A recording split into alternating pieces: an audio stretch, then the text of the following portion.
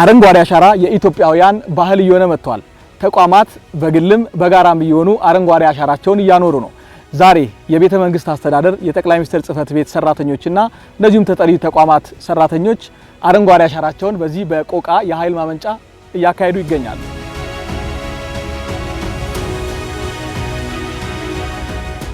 በየአመቱ ችግኞችን ተክላለሁ።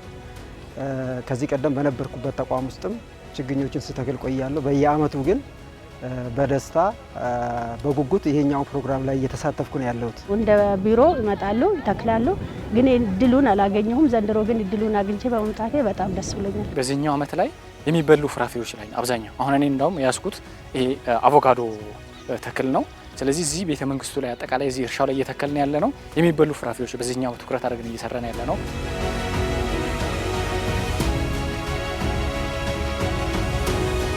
መርሃ ግብሩ በክቡር ጠቅላይ ሚኒስትር ይፋ ከተደረገ በኋላ በተለያዩ ቦታዎች በተለያዩ አደረጃጀቶችና የሁሉም ተቋማት ማህበረሰቡን ጨምሮ በየደረጃው ስንተክል ቆይተናል።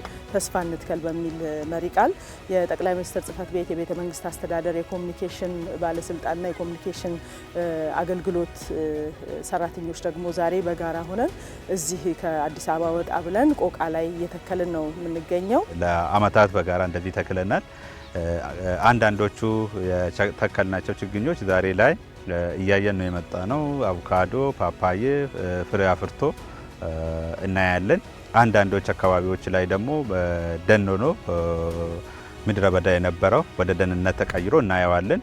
ይሄ እጅግ በጣም የሚያስደስት ነው። ዛሬም እያደረግን ያለ ነው በዋናነት ለምግብነት የሚውሉ ችግኞችን ነው እንደ አቮካዶ ያሉትን ነው እየተከልን ያለ ነው። አምናና ካቻምና በአረንጓዴ አሻራ መርሃ ግብር በእነዚሁ ተቋማት የተተከሉ ችግኞች እንዲህ አድገው ፍሬያቸውን እያየን እንገኛለን። ይህ ደግሞ አገራችን ለያዘችው በምግብ ራሷን የመቻል እንደዚሁም ደግሞ ከተረጅነት የመላቀቅ መንገድ መሰረት የሚጥል ነው። እዚህ አካባቢ የነበሩ አቮካዶዎች ማንጎዎች አምና ነበር የተተከሉ። ዘንድሮ በአንድ አመት ጊዜ ውስጥ እንደዚህ ፍሬ አፍርቶ ስታይ ምን ያህል ውጤት እያመጣ መሆኑን ታያለ። ታንጀብል ቃሪያዎች ነበሩ፣ ሌሎችም የተተከሉ ነበሩ። እነዛ በአንድ አመት ጊዜ ውስጥ አፍርቶ ስታያቸው ሀሴት ነው የሚሞላ። ስለዚህ ተስፋ አለ። ተስፋ ብቻ ሳይሆን የሚጨበጥ ፍሬ እያየን ነው ያለ ነው። እዚህ የምንተክለው የምግብነት ያላቸው አትክልቶችን ነው። በዋነኛነትም አቮካዶ ነው እየተከልን ያለ ነው። ይሄ የሚሆነበት ዋናው ምክንያት የአረንጓዴ አሻራ ዋናው ትሩፋት የአየር ብክለትን ከመከላከል ጎን ለጎን የኢትዮጵያን የምግብ ሉዓላዊነት ለማሳደግ ያሉንን አቅሞች በአግባቡ የመጠቀም ግባችንን ለማሳካት የተጀመረውን ስራ ይበልጥ አስተሳስረን ለማስኬድ ነው። ባለፉት አመታትም እዚህ ቦታ የተከልናቸው ሙዝ፣ ፓፓያ፣ አቮካዶ ምርት መስጠት ጀምረዋል። እንደምታዩት ከእናንተ ጀርባ ያለው ይሄ ሙዝ የዛሬ 3 አመት ነው የተከልነው። እንግዲህ በአመት ነው የደረሰው ምርጥ ዘር ስለሆነ አሁን ሁለተኛ አመታችን ነው ከሱ ላይ መሸጥ ከጀመርነው። ብዙ ገቢ እያገኘን ነው። በዛኛው ሳይድ የምታዩት ደግሞ በሙዙ ባለፈው አመት ነው ምርቱም በጣም እየመጣ ነው።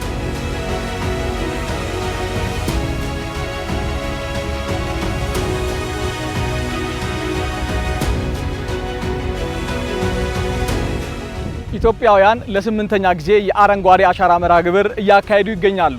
ተስፋን እንትከል የዘንድሮ የአረንጓዴ አሻራ መርሃ ግብር መሪ ቃል ነው። ተስፋን መትከል የነገዋን ኢትዮጵያ አሻግሮ ማየት፣ ተስፋን መትከል ለትውልዱ ማሰብ፣ ለትውልዱ አሻራ ማኖር ነው። ይህ በዚህ ቦታ ላይ እየተከናወነ ይገኛል። ችግኝ እንደ ሐውልት ነው። ችግኝ ለትውልድ የሚሸጋገር ነው።